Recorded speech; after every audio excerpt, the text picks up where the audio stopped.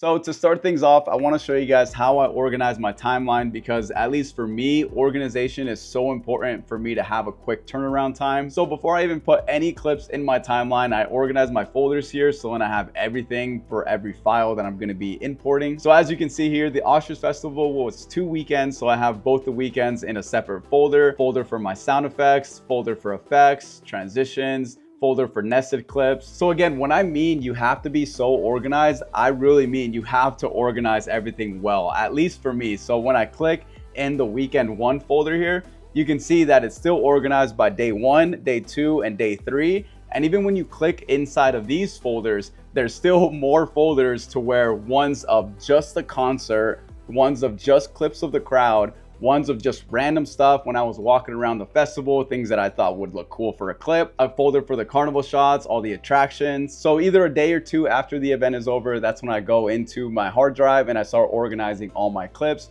and putting them in their designated folder. So this is my method of having quick turnaround times and having my timeline very organized. Again, you can see day 2, other, food, concert, crowd, carnival, and then just some other random stuff. And then same with day 3. So that is my timeline organization. That is the very first thing that I do before I even start any edit. So also speaking of the things that I do before I even start up the edit is I have to look for the right song. So lucky for me, I use Epidemic Sound. So in Epidemic Sound, I'm able to find thousands of music choices for any types of videos that I'm editing. I've been using Epidemic Sound for about 1.5 years now, and it just comes super in clutch with any type of music vibe that I'm going for. I can just go into the music tab and really search for what type of style of song that I'm looking for. So for this video, for example, I had already liked and saved the video that I wanted to use for this edit. It's this one right here. It's called Thoughts in My Mind. So I had saved it a while before this festival even came, but because I knew that I would be using that song at one point for some kind of edit, I still had no idea what.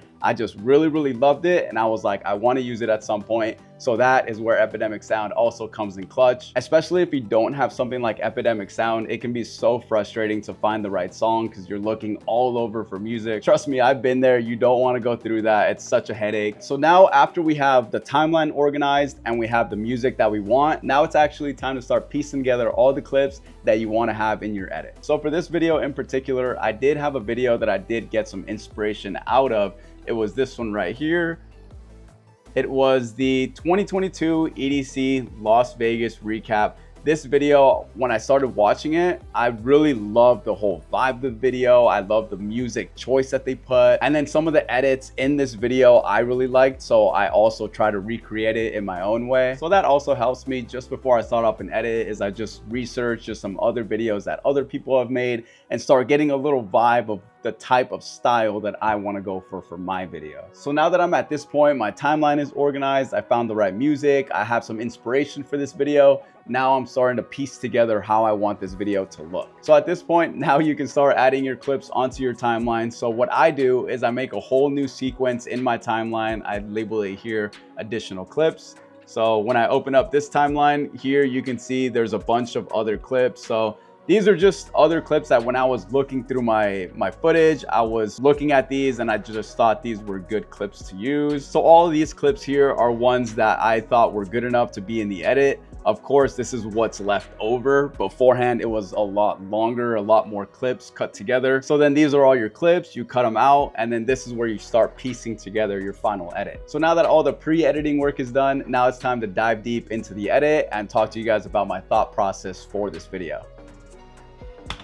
So to start it off, I kind of just put clips to start building up the anticipation for the music artists to come out. So I put in some of the attractions that were held at the event. So there was trapeze, a dog show, BMX bikers. Those three were my favorite, dude. So cool. They also wanted some food shots. So that was one of the things that I had in my folders here and then that I put in the edit here. So specifically, they told me they wanted more food clips in there because I think I originally had like maybe 1 or 2 clips. So all these right here were just extra clips that weren't in the original first edit up until they emailed me back and told me they wanted some more clips of food. So then that's where, again, I go into that folder to where I put all my food, and now it just makes it quicker and easier to find all those clips rather than if I just imported all the files into the folder. Now I'm scrambling, looking for all that. So the food was one thing that they wanted in the edit, along with clips of people kind of just having fun, enjoying themselves, riding the attractions. So here you can see the music kind of starts building up a little bit more, you know, starts getting a little faster. And then now this is where I start putting clips of the music artists.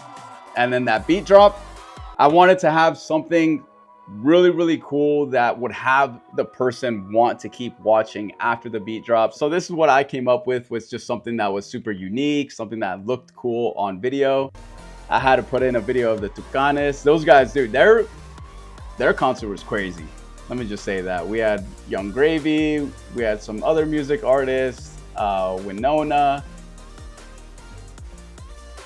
So during this whole upbeat part, this is where I'm putting a lot of the artists, the crowd kind of having fun. So this was a sound effect of just cheering, but I don't have that sound effect right now. I need to download it. So in that part where the music is just super lively, that's where I want to have the most action-packed parts, people smiling, the crowd, a lot of people being there. So then let me show you guys here. After the music kind of dies down a little bit, this is when I go back into just the carnival, people having fun, walking around.